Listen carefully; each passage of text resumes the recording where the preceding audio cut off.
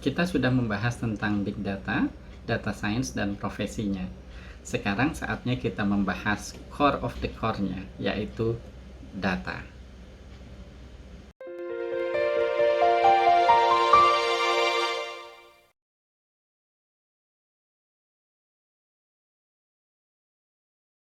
Oke, mari kita membahas tentang variety di big data atau di data science secara umum. Kita akan membahas berbagai tipe dan format data. Jangan lupa, video ini adalah komplementari dari apa yang ada di webpage di Tahu Data. Keduanya saling melengkapi.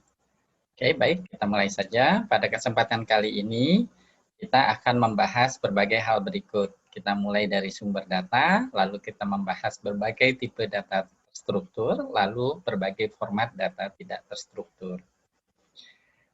Sedikit review, oke. Di zaman industri 4.0 kemarin kita sudah membahas bahwa industri yang berkembang adalah industri yang mengubah data menjadi solusi.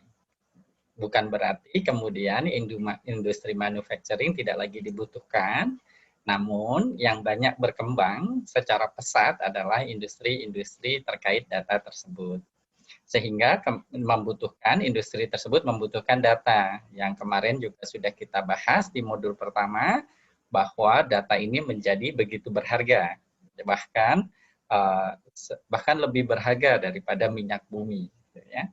Tapi bedanya data tidak habis seperti minyak bumi, bahkan akan terus bertambah. Nah, industri kemudian akan merubah data ini menjadi solusi. Tergantung data apa yang digunakan, lalu bagaimana mereka menyajikannya ke pengguna. Nah, fokus kita di hari ini adalah di bagian ini. Kita awali dulu dari hulu ya, dari hulu dulu, sebelum nanti kita membicarakan tentang solusi. Kita bicara dulu di awal nih, di sini. Ya. Baik, tapi sebenarnya logikanya seperti apa sih? Kenapa kita membahas tentang tipe dan format data dulu? Emangnya penting gitu ya? Kenapa nggak langsung saja kita bicara model atau algoritma gitu ya? Kenapa kita harus perlahan dalam belajar data science ini? Baik, saya akan menggunakan sebuah analogi. Jika kita memiliki sepeda motor, misalnya, maka jelas inputnya bahan bakarnya adalah bensin. Lalu kalau seandainya ada truk atau bis bermesin diesel, maka bahan bakarnya jelas solar. Begitu pula juga jika misalnya ada pesawat terbang, maka inputnya bahan bakarnya adalah aftur atau jet fuel, ya kan? Nah, seperti itu. Nah, sebenarnya model dan algoritma di data science maupun machine learning juga sama analoginya. Jadi tadi kita sudah bahas bahwa inputnya adalah data. Dan tadi kalau misalnya kita masukkan bahan bakar aftur ke motor, tentu saja tidak cocok. Dimasukkan solar juga demikian. Sehingga untuk kendaraan tertentu, maka input bahan bakarnya juga tertentu. Nah, demikian juga dengan model-model algoritma-algoritma yang ada di data science dan machine learning. Jadi, nanti kita akan mengenal secara perlahan di Tahu Data akan diperkenalkan berbagai model dan algoritma di data science, tetapi nanti yang perlu kita pahami adalah model-model dan algoritma tersebut hanya cocok untuk tipe dan format data tertentu, seperti itu. Oleh karena itu, memahami tipe dan format data itu menjadi sangat penting. Kita bisa membayangkan model atau algoritma di data science atau machine learning itu seperti sebuah fungsi. Sebuah fungsi yang inputnya adalah data. Nah, kalau kita misalkan memberi contoh fungsi yang sederhana, misalnya di statistik kita menghitung rata-rata. Misalnya rata-rata berat badan, jangan berat badan sensitif ya. Misalnya rata-rata IPK, wah IPK sensitif lagi. Nggak apa-apa, kita pakai berat badan aja ya. Misalnya rata-rata dari berat badan cukup 3 orang saja. Misalnya 30 kg, 40 kg, dan 50 kg. Nah ini kan Kemudian menurut rumusnya adalah kita jumlahkan gitu ya, sumasi dibagi jumlah data. Berarti di sini adalah 120 dibagi 3 sama dengan 40. Nah, gitu ya. Perhatikan bahwa inputnya, jadi ini kan sebenarnya adalah fungsi untuk menghitung rata-rata gitu ya. Inputnya ini harus berupa angka, jelas pasti ya. Sehingga kita tidak bisa kemudian ketika datanya bukan berupa angka, numerik, misalnya jenis kelamin pria atau wanita, misalnya pria 1, wanita 0 gitu, lalu dirata-ratakan. Wah, ini ternyata 0,6 jenis kelaminnya. Nah, kan kayak gini jadi tidak bermakna. Nah, ini adalah analogi betapa pemahaman akan tipe dan format data itu menjadi penting. Karena nanti sebagai seorang data scientist, di dalam pikirannya, dia juga harus selalu mengecek model atau algoritma yang akan digunakan sesuai nggak dengan data yang dimiliki. Gitu ya. Jadi domain dari model dan algoritmanya nanti adalah datanya. Nah, ini adalah ilustrasi bagaimana kemudian pemahaman tentang tipe dan format data menjadi penting. Jadi seperti itu, model-model di data science dan machine learning pada dasarnya adalah fungsi-fungsi. Jadi untuk saat ini, karena ini adalah modul pengantar data science dan big data, kita tidak akan menggunakan atau membahas model-model atau persamaan yang kompleks. Tapi ini hanya diberikan saja bahwa nanti semua model ataupun algoritma di data science dan big data pada dasarnya adalah fungsi. Dan kalau dia fungsi, maka fungsi tersebut memiliki domain yang spesifik. Dia fungsinya hanya bisa bekerja jika domain dari fungsinya sesuai dengan fungsinya. Seperti itu. Kita akan bahas lebih detail nanti seiring berjalannya waktu, tapi semoga dengan ilustrasi ini sudah terbayangkan betapa memahami tipe dan format data menjadi sangat penting. Nah, sebenarnya memahami tentang tipe dan format data tidak hanya bermanfaat untuk hal tadi, kesesuaian dari penggunaan model atau algoritma dengan data yang kita miliki. Bagi para akademisi, mahasiswa, siswa maupun akademisi secara umum, dosen atau guru, nah sebenarnya konsep tadi juga bisa digunakan untuk memudahkan kita dalam memahami teori-teori yang kompleks di data science. Kalau saya pribadi, kemudian jika berhadapan dengan misalnya rumus-rumus yang seperti ini, yang seringnya bikin kita liar gitu, puyeng gitu ya. Nah, kalau saya tipsnya, triknya adalah lihat variabel-variabelnya. Apakah misalnya ditulis dalam huruf kecil, huruf besar, atau cetak tebal gitu. Nah, masing-masing biasanya punya makna sendiri. Apakah skalar, vektor, atau matriks seperti itu. Lalu kita lihat dimensinya atau ukurannya. Dimensi atau ukuran ini biasanya dengan memahami hal ini akan memudahkan kita untuk memahami rumus-rumus yang lebih kompleks seperti itu, baik di paper data science, machine learning, ataupun sebenarnya di paper-paper lain secara umum. Nah, motivasi lain dari memahami tipe dan format data adalah kemudian untuk menjawab pertanyaan yang paling sering ditanyakan ketika seseorang kemudian mengolah data atau baik melakukan penelitian maupun praktisi dalam mengolah data di kehidupan nyata di perusahaan misalnya. Pertanyaannya adalah data apa yang harus saya gunakan, lalu model matematika, model statistika atau data science apa yang sesuai dengan data tersebut untuk menjawab permasalahan yang ada.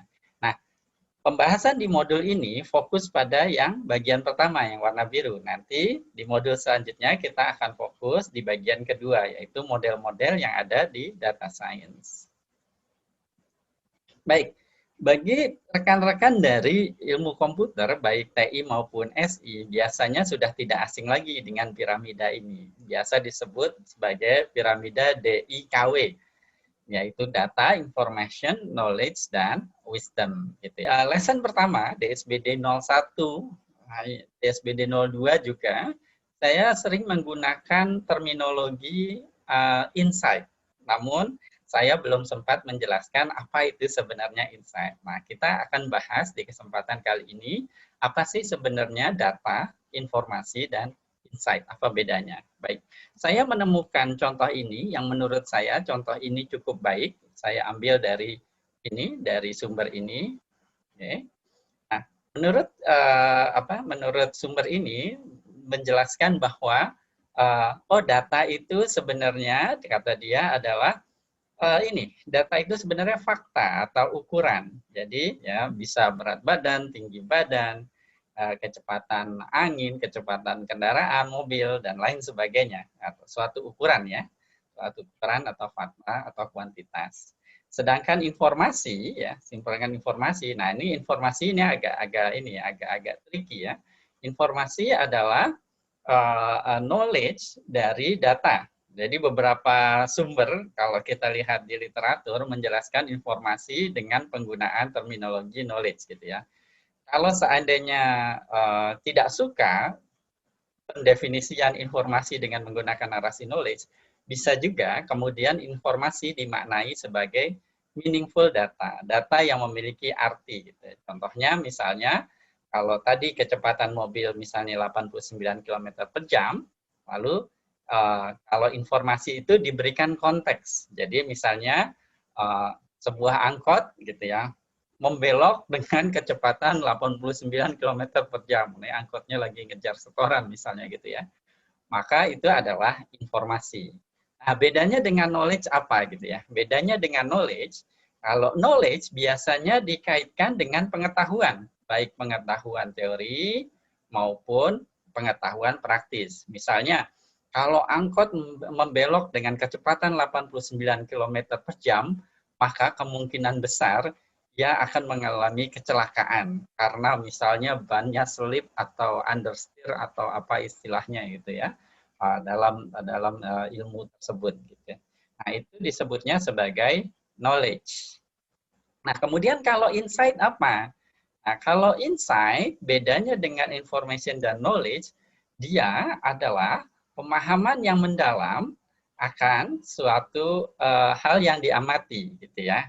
Nah, ini dalam hal ini berarti adalah tentang misalkan ilmu transportasi atau misalnya lalu lintas atau misalnya fisika terkait dengan road accident. Saya pernah punya teman yang S3-nya kemudian belajar akan hal ini. Nah, itu pengetahuan yang luas dan mendalam akan satu hal ya. Nah, inilah yang disebut sebagai insight. Itulah mengapa data scientist tugasnya mencari insight dari data, karena dia kemudian mencari semua informasi dari berbagai perspektif dari data yang ada, dicampur dengan domain knowledge, dengan business understanding, akhirnya dia memahami benar apa yang kemudian ia analisa, seperti itu. Lalu bagaimana dengan wisdom? Nah, setelah kita mendapatkan insight, pengetahuan yang mendalam dari berbagai perspektif gitu ya. Nah, kemudian kita melakukan aksi, lalu kita juga dengan judgement yang baik gitu ya. Nah, aksi dan judgement yang baik inilah kemudian melahirkan wisdom gitu. Jadi kita memiliki insight yang luas akan sesuatu, pemahaman yang mendalam akan sesuatu, lalu aksi dari situ. Nah, aksinya kalau aksinya itu aksi yang tepat gitu dengan penilaian yang baik akan informasi tersebut, akan insight tersebut, maka itulah yang kemudian disebut sebagai wisdom, seperti itu. Jadi semoga akhirnya kita bisa memahami apa perbedaan antara semua istilah-istilah ini. Nah, saya akan menggunakan ini, tahu data merangkum sedikit klasifikasi, ada berdasarkan sumbernya, ada berdasarkan tipe datanya nanti ada yang bergantung waktu, ada yang berupa graph atau network, ada berdasarkan strukturnya, berdasarkan lokasi, dan tipe klasifikasi lain. Kita akan bahas satu persatu. Baik. Pertama dari sumber data. Dari sumber data, maka ada dua. Yang pertama sumber datanya adalah sekunder, yang kedua sumber datanya adalah primer. Sumber data yang primer dulu ya kita bahas ya. Sumber data yang primer adalah sumber data di mana kita mengambil secara langsung pengamatannya. Kita langsung melakukan pengukurannya. Misalnya survei, kuesioner kita ambil sendiri, atau misalnya menghitung banyaknya antrian di bank. Mahasiswa saya dulu pernah diberi tugas seperti itu ketika belajar teori antrian misalnya, atau jumlah orang yang mengunjungi suatu pusat perbelanjaan misalnya, lalu misalnya menghitung dengan counter, itu primer. Nah, sedangkan yang sekunder adalah yang tidak mengambil secara langsung. Misalnya seorang peneliti atau mahasiswa yang sedang mengerjakan skripsi mengembangkan, memodifikasi sebuah algoritma atau model. Lalu ingin membandingkan algoritma atau modelnya itu dengan algoritma atau model yang sudah ada. Lalu dia ambil data dari internet, dia unduh atau download. Nah, data tersebut adalah data sekunder karena bukan dia sendiri yang kemudian mengambil datanya, tapi dia hanya mengambil dari apa yang sudah dikumpulkan oleh orang lain. Itu adalah data sekunder. Nah, masing-masing, baik sekunder maupun primer, dia memiliki kelebihan dan kekurangannya. Kalau data primer, enaknya adalah semua variabel atau data yang dibutuhkan kita bisa ambil. Jadi kalau misalnya kita punya suatu permasalahan, kita perlu mengukur A, B, C, D, maka kita kemudian bisa ambil A, B, C, D sesuai dengan kebutuhan. Tapi seringnya untuk mengambil data yang primer itu butuh waktu lama dan tidak murah. Sebaliknya, yang sekunder itu kebalikannya. Sekunder itu biasanya cepat, murah, ya bayangkan tadi hanya mengunduh saja dari internet, tapi dia tergantung kadang-kadang dia tidak sesuai dengan kebutuhan. Misalnya dia ingin menjawab suatu permasalahan, tapi datanya tidak ada. Misalnya punya hipotesis bahwa misalnya mengetahui seseorang terkena COVID atau tidak, misalnya, itu bisa dilihat cukup dengan ronsennya saja, sehingga hasilnya bisa lebih cepat, misalnya seperti itu. Tetapi tidak ada ternyata data pasien yang bisa diakses, ternyata hanya misalnya tekanan darah, berat badan, lalu suhu tubuh, misalnya seperti itu. Nah, jadi data sekunder itu kelemahannya adalah terkadang, tidak selalu ya, terkadang dia tidak sesuai dengan kebutuhan, ya, apa yang ingin diteliti, gitu ya. Nah, perlu juga saya sampaikan bahwa sumber data untuk di big data, dia seringnya adalah primer. Seringnya ya, tidak selalu, seringnya primer, dan kita sudah bahas, dia juga tidak diinput manual. Jadi contohnya Internet of Things dari mobile phone pengguna, ya, dari laptop, aplikasi-aplikasi, dari sensor-sensor, misalnya smartwatch, smart home, dari CCTV, petani yang menggunakan IoT, dari smart city dan lain sebagainya, itu sensor-sensor baik di misalnya di militer dari alutista dipasang sensor-sensor, dari alat-alat di pabrik ya, di pabrik yang kemudian dipasangi sensor IoT dan lain sebagainya, itu adalah sumber data dari big data. Dan perhatikan bahwa data diambil langsung, berarti primer ya. Nah, contoh berikutnya media sosial. Nah, media sosial juga adalah sumber data dari big data, seperti itu. Cuma ini questionable jadinya ya, karena yang mengumpulkan sebenarnya adalah awalnya yang mengumpulkan adalah si media sosialnya, sedangkan sistem big datanya hanya biasanya kemudian tunneling gitu ya, kemudian ngambil data lagi dari media sosial. Cuma dalam aplikasinya untuk sistem big data seringnya di streaming ya, di streaming dari media sosial. Jadi juga lebih tepat sehingga dibilang datanya primer seperti itu. Walaupun nanti lewat si provider media sosialnya. Contoh data lainnya lagi biasanya adalah data dari satelitnya. Data dari satelit biasanya berukuran cukup besar dan datanya streaming selalu bertambah, selalu datang gitu ya.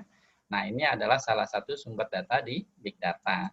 Sumber lain adalah ini ya, health ya, DNA atau genom gitu ya. Nah, ini biasanya data yang besar karena kalau tidak salah DNA satu orang, satu individu secara lengkap itu sekitar besarnya sekitar 500 GB ya. Itu hanya untuk satu individu.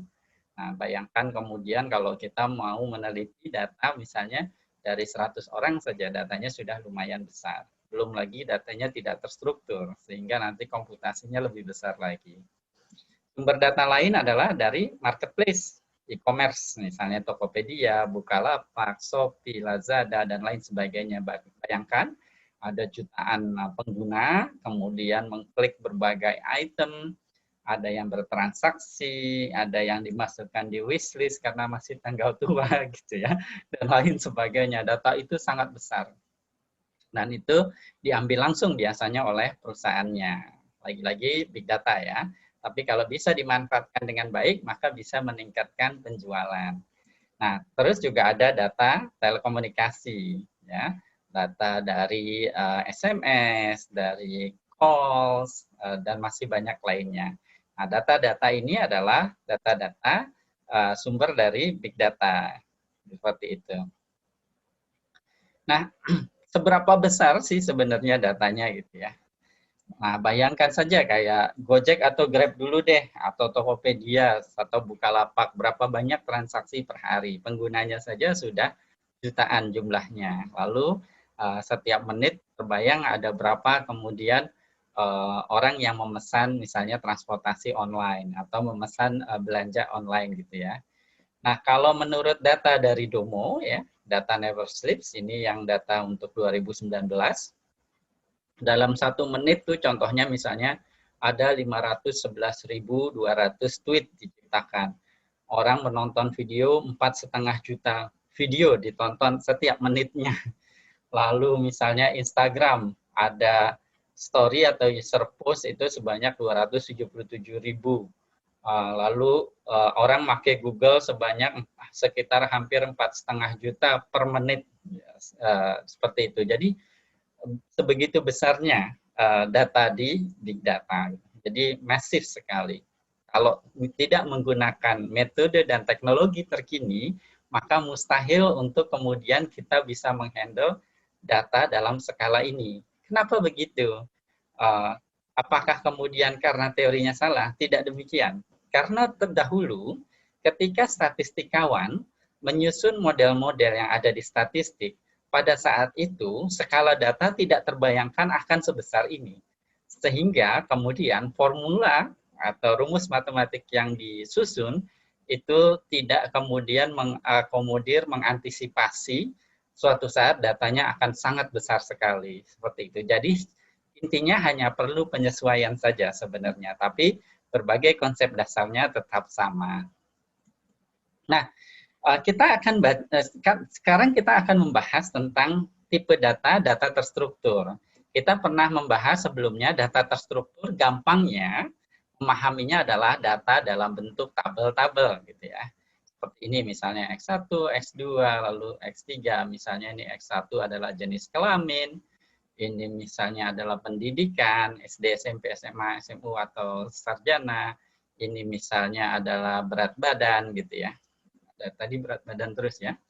Nah, kayak gitu. Nah, yang perlu dipahami adalah dalam membahas tipe data ini adalah yang paling sering biasanya yang dijelaskan di buku-buku adalah keempat tipe data ini, yaitu nominal, ordinal, interval, dan rasio. Tapi saya perlu menerangkan bahwa ini adalah pengklasifikasian data berdasarkan Stephen. Tapi kalau kita baca di literatur, cara mengklasifikasikan data tidak hanya ini. Bahkan cukup banyak debat atau diskusi apakah ini adalah klasifikasi tipe data yang terbaik. Seperti itu. Tapi saya tidak akan membahas hal itu di modul pengantar data science ini. Untuk referensi lebih jelasnya silahkan baca di website Taudata. Tapi kita akan bahas yang ini dulu, yang paling populer yang sering digunakan. Yang pertama adalah nominal. Nominal adalah tipe data yang bukan angka dan dia tidak memiliki urutan. Misalnya di sini jenis kelamin, agama, negara seseorang, kode pos, warna, dan lain sebagainya. Karena dia bukan angka dan dia tidak memiliki keterurutan, maka perhitungan yang bisa dilakukan pun terbatas. Visualisasi yang sesuai juga terbatas juga. Misalnya kita bisa membuat pie chart misalnya dari jenis kelamin karyawan yang bekerja di suatu perusahaan misalnya. Oh, 75% misalnya pria, lalu 25% di sini misalnya adalah karyawatinya, seperti itu. Ini misal saja ya, nanti wah ini berarti kita bisa menambah misalnya karyawan wanitanya, seperti itu. Nah, tapi kita tidak cocok misalnya kayak tadi menghitung rata-rata dari jenis kelamin. Nah, hati-hatinya gini, data engineer dan database administrator dalam di dunia nyatanya gitu ya, itu jarang sekali kemudian menyimpan di database jenis kelamin itu misalnya pria, wanita gitu ya. Terus pria lagi, ini hanya ada di dunia akademis, di kelas-kelas gitu ya. Tapi di dunia nyata itu tidak seperti ini. Kalau dia nulis seperti ini, maka ini menggunakan storage yang terlalu besar. Nah, biasanya para data engineer dan database administrator kemudian mengkode. Misalkan pria 1, wanita 0, seperti itu. Jadi ini disebutnya kalau di data science nanti disebutnya encoding. Jadi memang ada sedikit perbedaan ya bagaimana data direpresentasikan di dunia akademis dan industri gitu ya.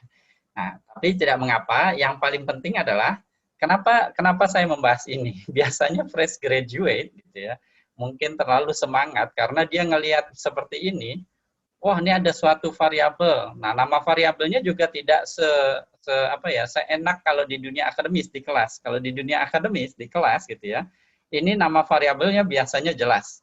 Kalau di tempat kerja nanti nama variabelnya itu aneh-aneh, misalnya tr_231 seperti itu. Nah, kalau data scientist yang pemalas karena oh ini apa variabelnya, bodo amat, yang penting dia nilainya angka. Oke, terus dia pakai misalnya ngitung rata-rata gitu. Padahal begitu dilihat di metadata, jadi kalau di dunia nyata kita perlu melihat namanya metadata. Metadata adalah keterangan dari data. Jadi nanti ada keterangannya. Oh, sebenarnya kolom ini itu sebenarnya kolom apa? Sehingga nanti kita sesuaikan. Oh, ternyata ini jenis kelamin misalnya. Oh, maka nanti disesuaikan model data science apa yang cocok, algoritma apa yang bisa digunakan, seperti itu. Nah, seperti itu. Jadi hati-hati ya, ada sedikit budaya yang berbeda antara dunia akademis dan praktisi. Nah, berikutnya adalah tipe data ordinal. Tipe data ordinal adalah tipe data yang naturalnya dia bukan berupa angka ya, tapi dia memiliki keterurutan. Contohnya apa? Contohnya misalnya tingkat pendidikan, SD, SMP, SMU, diploma, S1, S2, S3, pangkat militer, sersan, mayor, jenderal, saya tidak apa pangkat di militer. Lalu ada misalnya nilai misalnya E, D, lalu C, B, A plus, seperti itu, dan seterusnya. Nah, nanti kalau datanya ordinal misalnya, kita kemudian bisa pakai misalnya nanti ada korelasi, rank correlation misalnya, lalu ada sign test dan lain sebagainya. Kita kemudian bisa membuat misalnya mosaic plot, kita bisa menghitung frekuensi juga sama seperti nominal, tapi sekarang kita bisa menghitung median. Ya, jadi median, kenapa kita bisa menghitung median? Median adalah nilai tengah. Karena kita bisa urutkan, lalu di tengahnya itu siapa gitu, data yang mana. Nah, ini adalah median, kayak gitu. Nah, tapi tetap ya, kita tidak bisa merata-ratakan. Hati-hati juga tuh, karena nanti di tempat kerja, misalnya level pendidikan, itu di database tidak ditulis SD, SMP, SMA, dan seterusnya, tapi di encoding. Nah, tipe data berikutnya lagi adalah interval. Nah, interval ini tipenya sudah berupa angka, numerik. Nah, ini istilahnya beda-beda ya. Kadang-kadang disebut numerik, kuantitatif, atau metrik. Nah, ini kalau orang matematik biasanya sukanya nyebutnya metrik gitu ya. Metrik ya, bukan matriks, tapi matriks pakai E sama C. Gitu. Nah, interval ini adalah data yang berbentuk angka, tapi dia tidak bisa diperbandingkan langsung. Misalnya IQ ya, IQ seseorang yang IQ-nya 200 itu bukan berarti gitu ya, dia 2 kali dari orang yang IQ-nya 100 gitu. Nah, ini tidak sama. Jadi tidak sama, orang yang IQ-nya 200 bukan berarti 2 kali lebih pintar dari yang IQ-nya 100. Atau misalnya TOEFL. orang yang TOEFL-nya 600, bahasa Inggrisnya 2 kali lebih pintar daripada yang TOEFL-nya 300. Ini tidak demikian. Nah, contoh lain lagi biasanya di buku-buku adalah suhu, tapi suhu dalam Celcius dan Fahrenheit itu juga tidak bisa diperbandingkan. Jadi 200 derajat Celcius itu bukan 2 kali lebih panas dari 100 derajat Celcius, dan seterusnya. Nah, karena datanya sudah berbentuk angka, maka kita sudah bisa menghitung rata-rata, standar deviasi, kita juga bisa menghitung median, dan lain sebagainya. Kayak gitu ya. Nah, terakhir, tipe datanya adalah rasio, di mana di rasio ini, kalau ini tadi istilahnya nggak punya nol mutlak ya, tapi kadang-kadang mahasiswa atau siswa agak kesulitan nih nol mutlak maksudnya apa. Gampangnya adalah tadi ya, tidak bisa diperbandingkan secara langsung. Sedangkan kalau rasio itu adalah bisa diperbandingkan secara langsung, misalnya berat badan, tinggi badan. Mereka yang beratnya 60 kg itu jelas 2 kali lebih berat dari mereka yang 30 kg, termasuk juga dengan gaji misalnya. Mereka yang gajinya misalnya 10 juta itu 2 kali dari yang gajinya misalnya 5 juta. Lalu ada visualisasi yang bisa dilakukan kalau rasio, lalu apa yang bisa kita hitung, kita tes di statistik dan data science, dan seterusnya, kayak gitu. Tapi tetap ya, karena datanya sekarang numerik, maka kayak tadi misalnya pie chart ya jelas tidak cocok seperti itu. Lalu modus, tidak ada modusnya di data numerik. Modus adalah nilai yang paling sering keluar.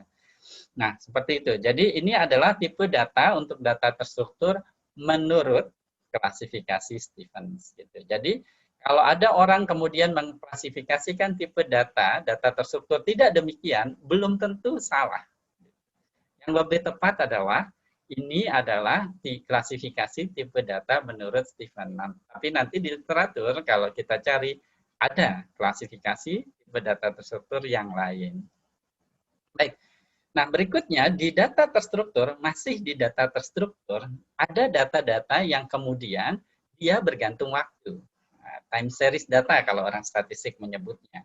Kalau orang machine learning dan deep learning biasanya nyebut juga sequential data ya. Walaupun tidak sama persis, kurang lebih seperti itulah sama.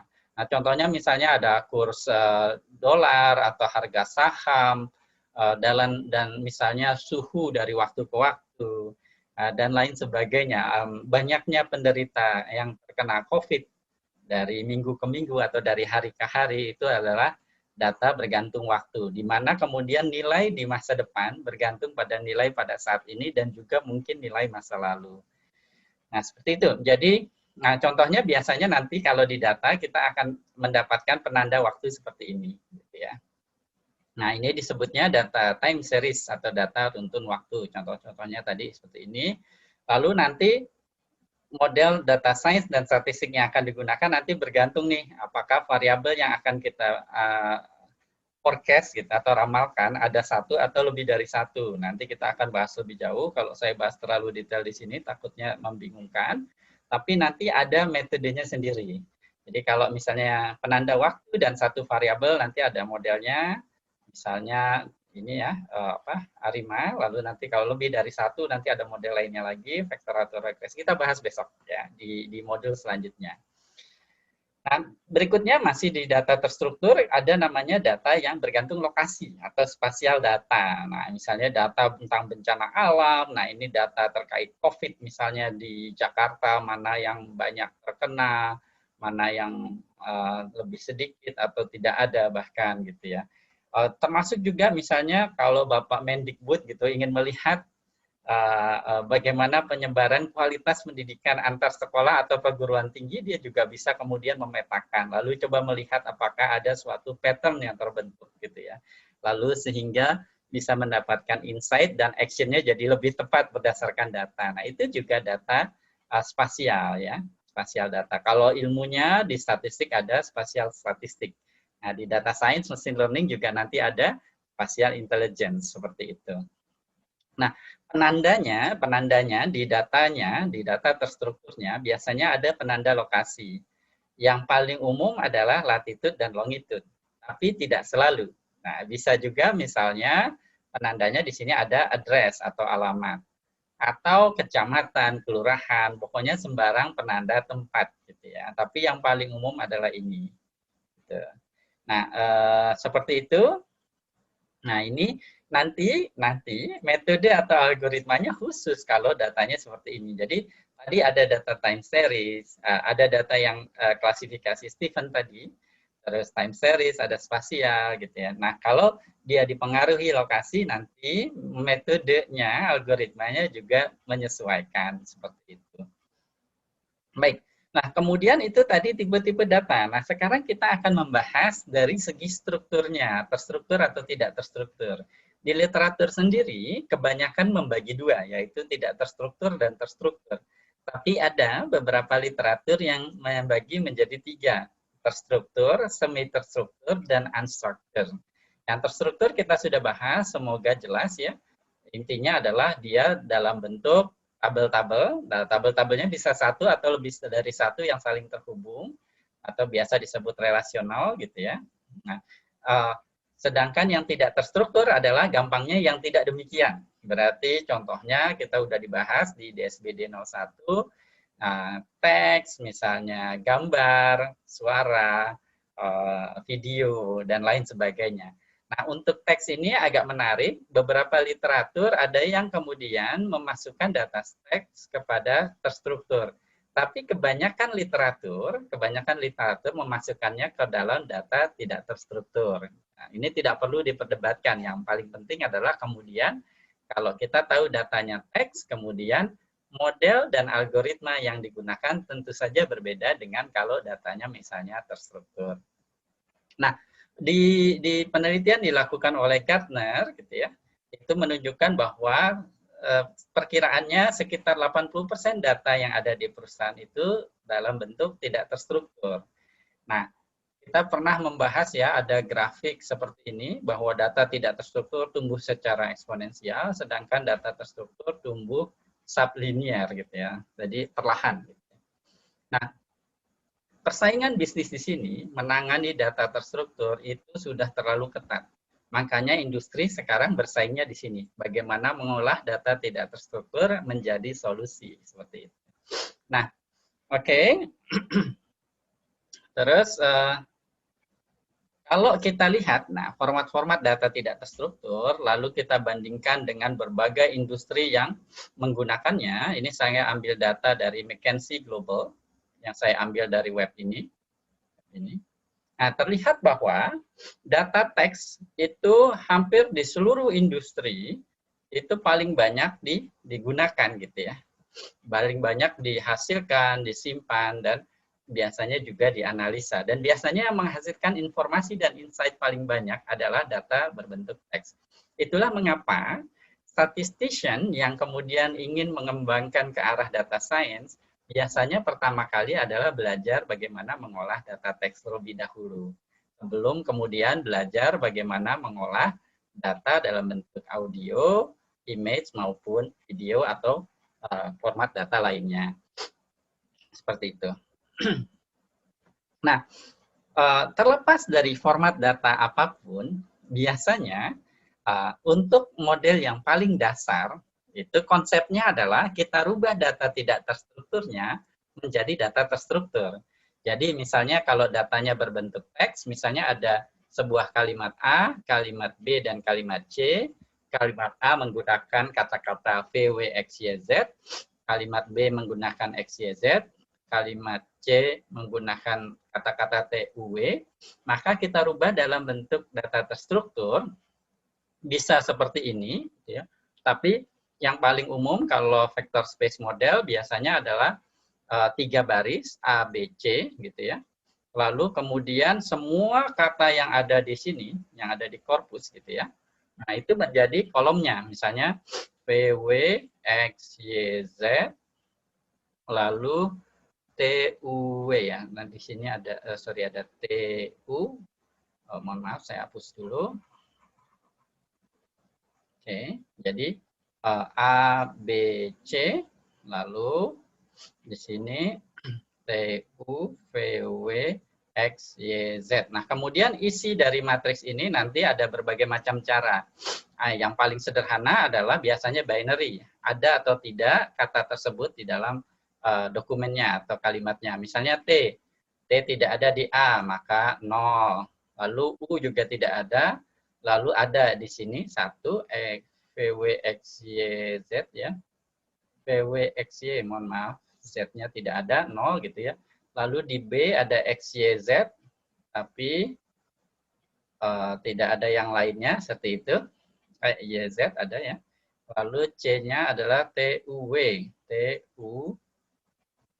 Seperti itu. Jadi kemudian data tidak terstruktur dirubah ke dalam bentuk terstrukturnya. Nah, ini adalah binary ya. Tapi nanti bisa juga berapa kali kata V misalnya muncul di A. Nah, itu disebutnya nanti frekuensi dan lain sebagainya.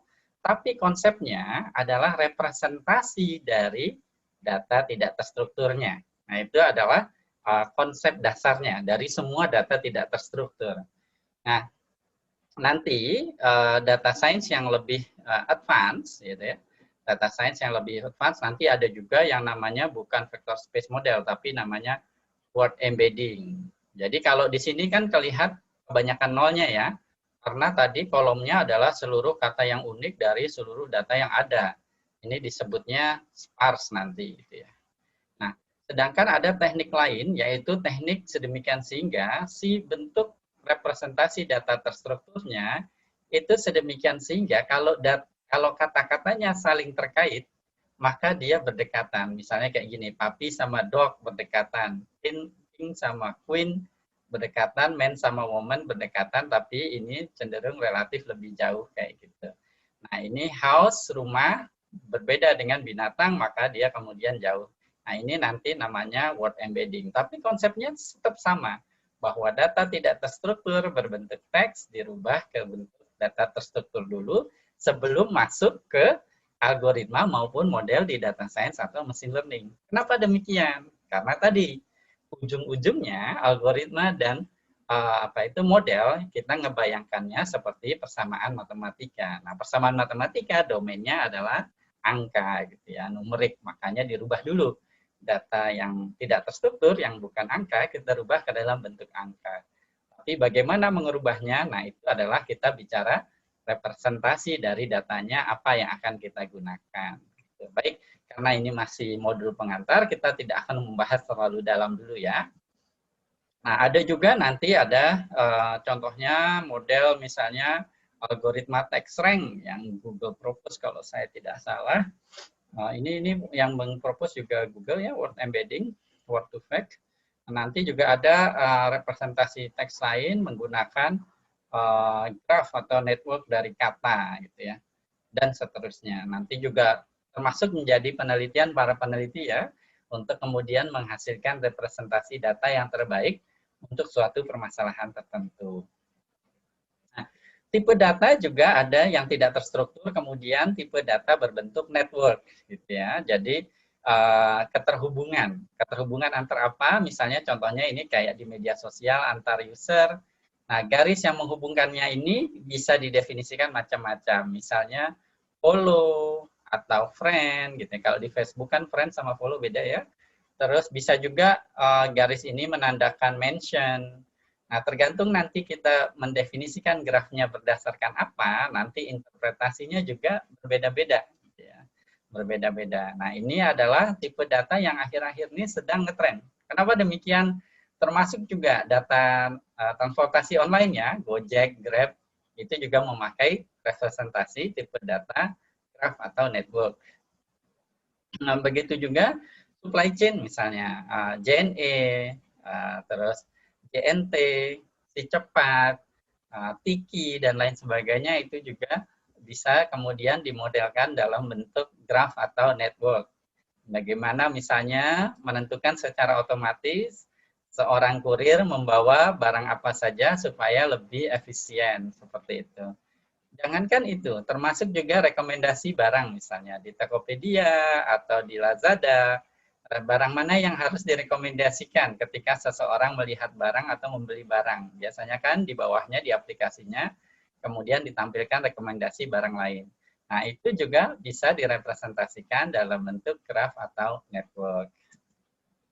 Nah, Sama konsepnya seperti teks tadi, apapun bentuk format data tidak terstrukturnya, biasanya kemudian dirubah ke dalam bentuk data terstruktur, dalam bentuk kita bisa menyebut sebagai matriks, tapi kalau misalnya matriks kayaknya overwhelming gitu, bayangkan ini adalah sebenarnya tabel gitu.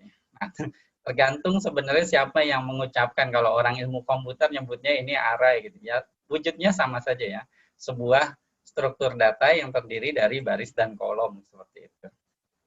Nah, ini nanti cara merubah bentuk data graph atau network ke dalam bentuk terstrukturnya ini nanti ada berbagai macam cara. Nah, itu nanti adalah salah satu hal yang dipelajari ketika seseorang ingin menjadi seorang data scientist. Nah, yang akhir-akhir ini juga sedang ngetren itu adalah data dalam format image dan video yang nanti di data science nanti cabang ilmunya biasanya disebut sebagai computer vision. Yang akhir-akhir ini yang agak ngetren itu adalah ini, driverless car. Driverless car, kemudian dia mendeteksi mobil lain, mungkin nanti rambu-rambu, ada orang menyeberang, dan lain sebagainya. Lalu batas kecepatan maksimum, dan lain sebagainya. Lalu kalau terkait akhir-akhir ini, misalnya mendeteksi apakah seseorang pakai masker atau tidak, melakukan social distancing atau tidak, itu adalah aplikasi-aplikasi di data science terkait image dan video. Bahkan untuk human resources analytic di HRD di perusahaan juga dipakai ini, motion analysis. Apakah karyawannya happy atau tidak happy, atau tidak happy-nya di tanggal-tanggal atau di bulan tertentu atau di jam tertentu sehingga perusahaan kemudian mendapatkan insight untuk kemudian melakukan action yang wise. Misalnya kapan melakukan outing untuk perusahaan, kapan misalnya memberikan cuti yang optimal kepada karyawan dan lain sebagainya. Atau ini penelitian yang dilakukan NVIDIA, yaitu prediksi scene gitu ya. Adegan selanjutnya di sebuah video. Bayangkan kayak seseorang lagi nonton video YouTube, tapi koneksinya misalnya terganggu, maka data science bisa membantu untuk kemudian memprediksi kira-kira scene berikutnya apa gitu, adegan berikutnya apa gitu.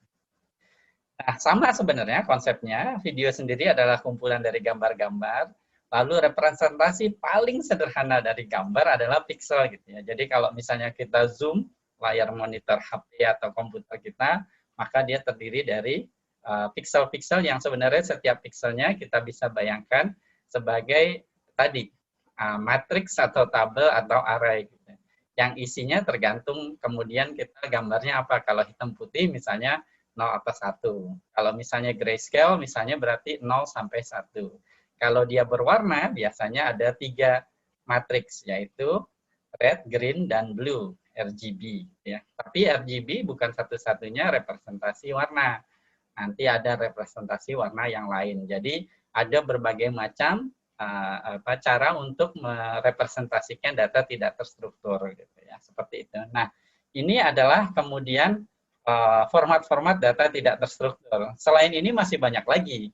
Ada data tadi DNA ya atau genom yang kalau di SMA biasanya kita belajar terdiri dari